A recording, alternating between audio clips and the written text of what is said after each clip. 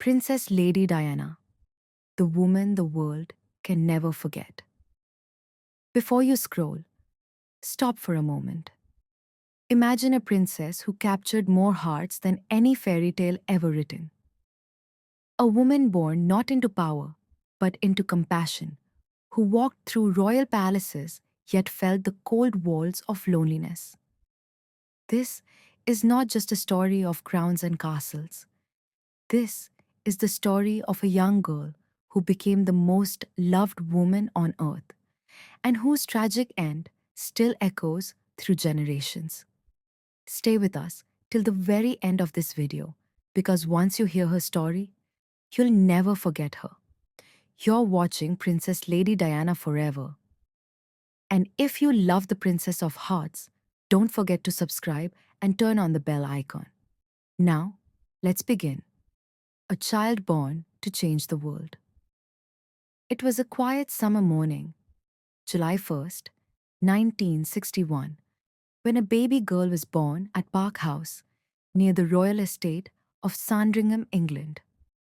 No one could have imagined that this baby, named Diana Frances Spencer, would one day make the whole world cry. Diana was the fourth child of John Spencer, the eighth Earl Spencer, and Frances Roche. Her family already had deep ties with the British royal family. Her grandmothers had served as ladies-in-waiting to the Queen Mother.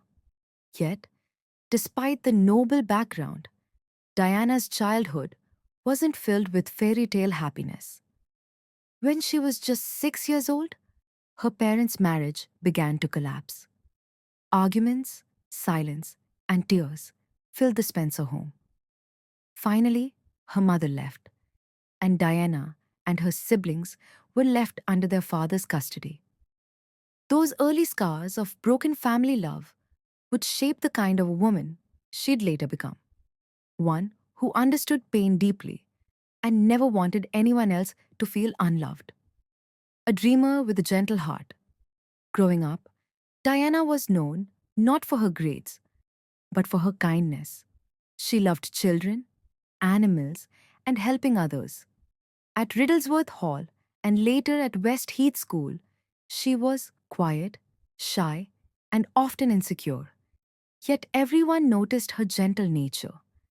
She loved ballet and dreamed of becoming a professional dancer. Teachers remembered her as a girl who always offered comfort to those crying in corners or struggling with studies. Little did they know, the same girl would one day comfort entire nations. When Diana was a teenager, her father inherited the title of Earl Spencer, and the family moved to the Grand Althorp estate. But Diana remained simple and down to earth. She worked as a nanny, dance instructor, and kindergarten assistant, living a modest life in London with her roommates. She wasn't chasing fame or fortune. Her only dream was to live a meaningful life, a wish that destiny was about to grant, but not in the way she imagined. The fateful meeting. It was during this time that she occasionally met Prince Charles, the heir to the British throne. At first, she was just a sweet, shy teenager, the younger sister of Sarah Spencer, who had briefly dated Charles. But destiny had its own script. In 1977, when Diana was 16, she met Charles again at a royal event. She later described it as a simple, almost ordinary moment, yet it would change her life forever. Charles found her innocence and kindness refreshing, far different from the world of formality he was used to. Soon, the media began to whisper, "Who is this shy young woman who has captured the prince's attention?" Diana's world was about to transform, from a quiet life in a London flat to the global spotlight of royal destiny. If you're enjoying this story so far, make sure to hit the like button and subscribe to Princess Lady Diana Forever, where we bring you the real stories behind the world's most beloved princess. The royal engagement and fairy tale wedding. By the late 1970s, the British media was obsessed with Prince Charles's love life. At 32 years old, he was the most eligible bachelor in the world, and the country was impatient to see him marry. In 1980, Charles and Diana met again at a friend's country weekend. She was just 19 years old, cheerful, innocent, and refreshingly unpretentious. Charles later said that her fun and laughter were what drew him in. She was unlike anyone else he knew. After a few private meetings and royal family dinners, Charles began to show interest. The press soon picked up on it, and Diana's life changed overnight. Paparazzi followed her everywhere, outside her apartment, her work, even when she went shopping. The shy young nursery teacher had suddenly become the most photographed woman in Britain. The proposal. In February 1981, Prince Charles proposed to Diana at Buckingham Palace. He didn't kneel. There were no roses, no candlelight. It was a quiet moment between two people living in completely different worlds. He asked her to be his wife. She said yes without a second thought, believing she had found love and destiny all in one. But when a reporter later asked Charles, "Are you in love?" he smiled awkwardly and said, "Whatever in love means." Those four words would haunt Diana for years to come. Still, the world only saw the magic, not the cracks. The engagement ring, a stunning 18-carat sapphire surrounded by 14 diamonds, became one of the most famous rings in history. The wedding of the century. On July 29, 1981, the world stopped to watch a fairy tale come alive. Over 750 million people across the globe tuned in to see Lady Diana Spencer walk down the aisle of St. Paul's Cathedral to marry Prince Charles.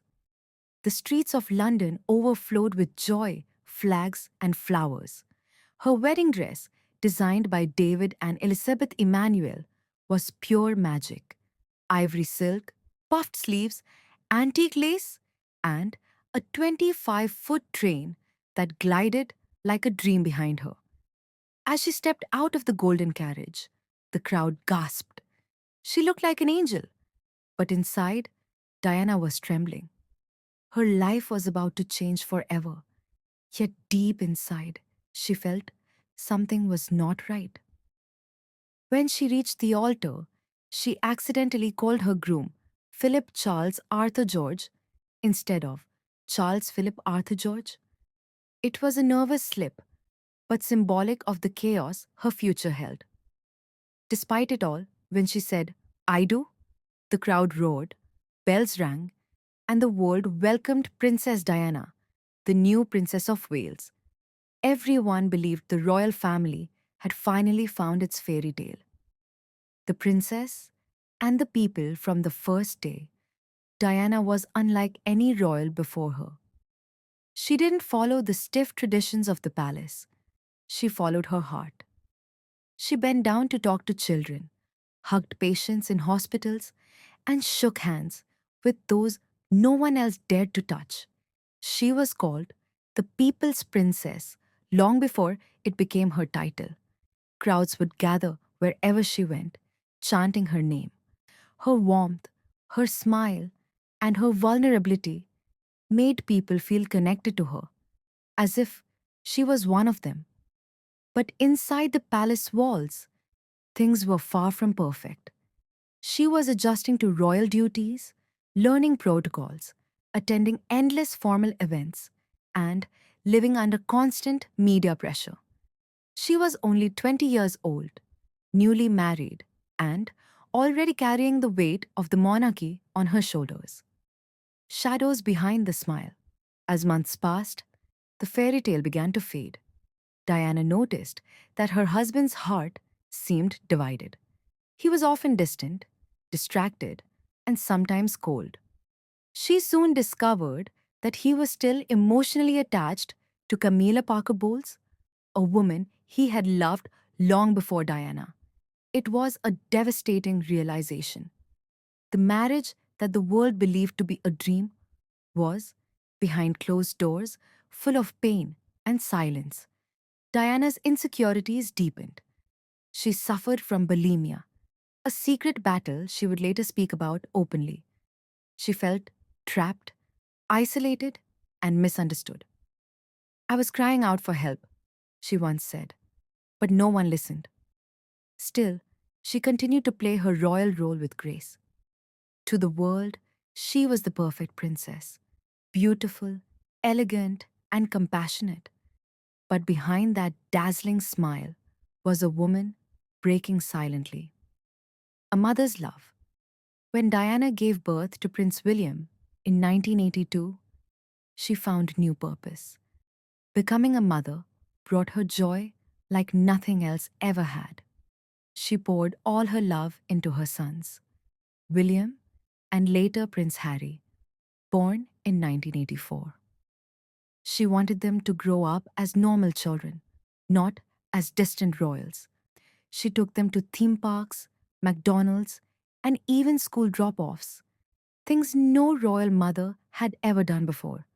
She once said, I want them to understand people's emotions, their insecurities, people's distress, and their hopes and dreams.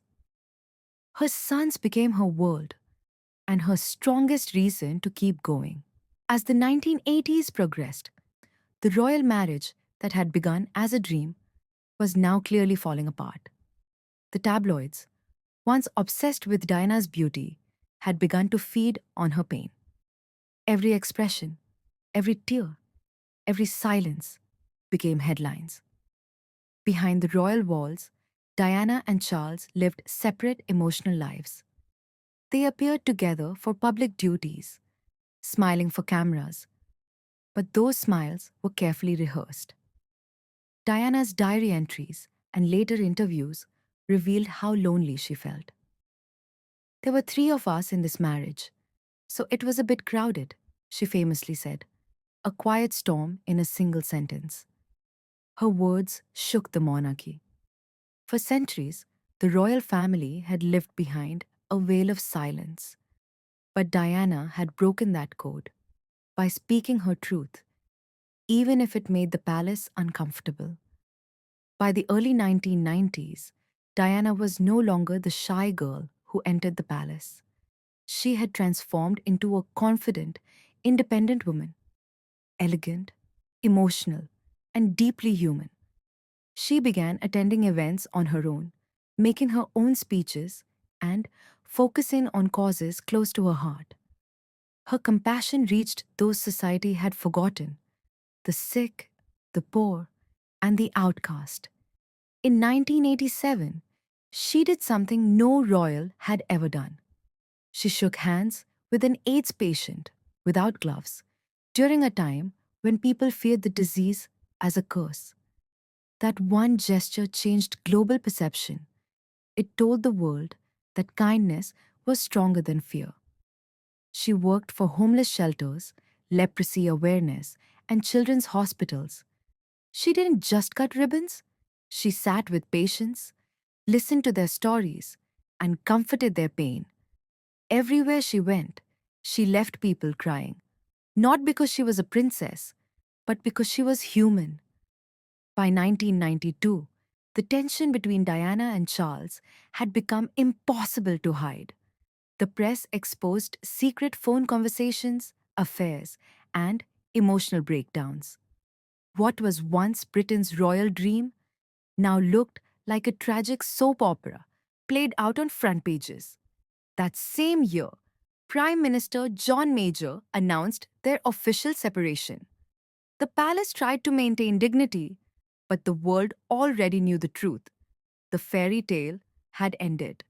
Still, Diana continued her public work with grace. She attended charity events, smiled for the cameras, and focused on her children.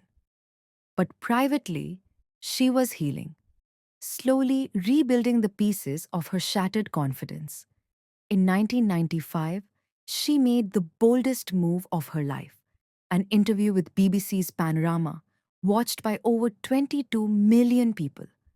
For the first time, a member of the royal family spoke openly about love, betrayal, and pain.